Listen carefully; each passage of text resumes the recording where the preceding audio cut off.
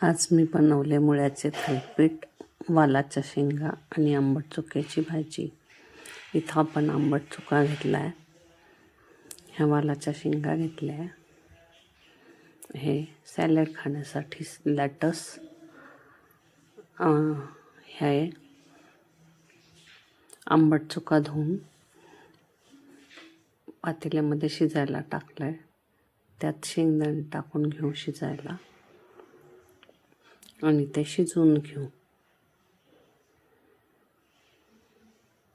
तर हे शिजून झालंय.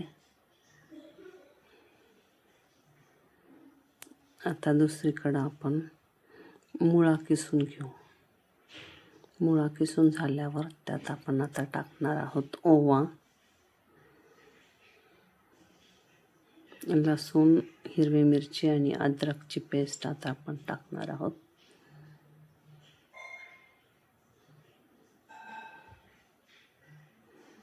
त्यानंतर आपण आता त्याच्यामध्ये टाकणार आहोत हळद, तिखट,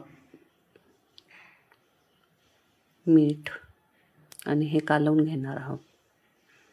हे कालवून घेऊन त्यात जेवढं पीठ बसल ज्वारीचं आणि बेसन पीठ तेवढं टाकून आपण मळून घेणार आहोत. अशा प्रकारे त्याचा डो बनवून घेणार आहोत आपण.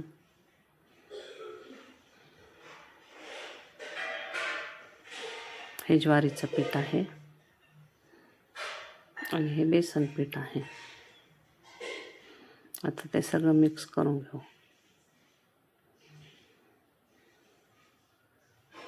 त्यात जेवढे बसणार आहेत तेवढेच आपण टाकणार आहोत पीठ. जास्तीचं पीठ टाकणार नाही आहोत. अशा प्रकारे ते उंडा तयार झाला. आता एकीकडं ही बेसन पीठ घालून चुक्याची भाजी हाटून घेतली आहे. त्यात पुरेसं पाणी टाकून उकळून घेऊ आणि उकळणं झालं की त्याला फोडणीची तयारी करू. फोडणीसाठी आपण पॅनमध्ये तेल घेतलंय.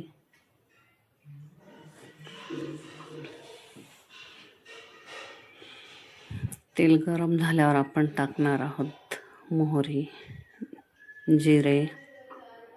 ते तडतडल्यावर आपण त्यात टाकू लाल सुक्या मिरच्या आणि लसूण आणि हिंग.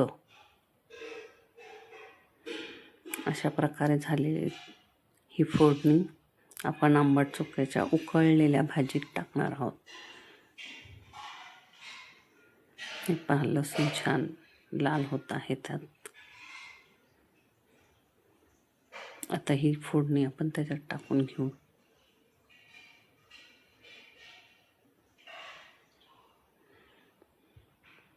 मस्त फोडणी बसलेली आहे. ते हलवून घेऊ, त्याला उकळी काढून घेऊ. त्यामध्ये मीठ आणि गूळ टाकून घेऊ. चुका आंबट असतो त्याला बॅलन्स करण्यासाठी आपण गूळ टाकलेला आहे. ही चुक्याची भाजी आपण सूप म्हणून पण पिऊ शकतो किंवा पोळीसोबत, थालीपीठासोबत खाऊ शकतो. आता आपण करूया वालाच्या शेंगाची भाजी. पॅनमध्ये आपण तेल टाकून घेतोय.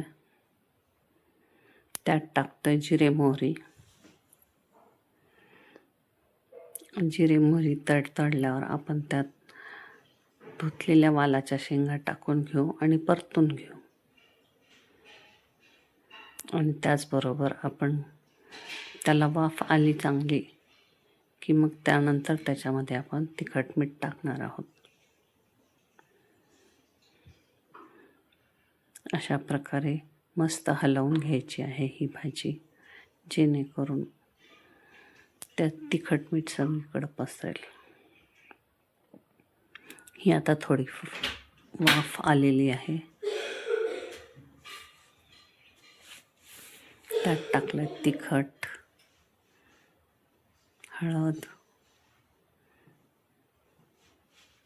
मसाला, मीठ. आता आपण सर्व हलवून घेऊया.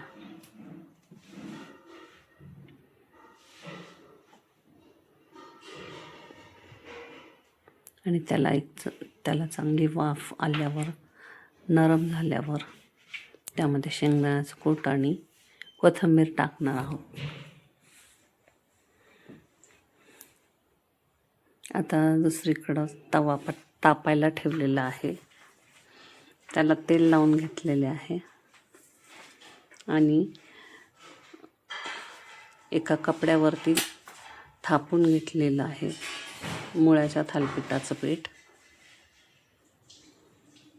आता त्याला छान दोन्हीकडून भाजून घेणार आहोत. खालच्या बाजूने भाजले आहे, त्याला आता उलथून टाकूया. खालच्या बाजूने पण त्याला लाल करून घेऊ. ते झाले. आता वालाच्या शेंगात चांगली वाफ आले, त्याच्यात आता शेंगदाण्याचं कूट आणि कोथिंबीर टाकून घेतली. अशा प्रकारे आपली थाळी तयार आहे.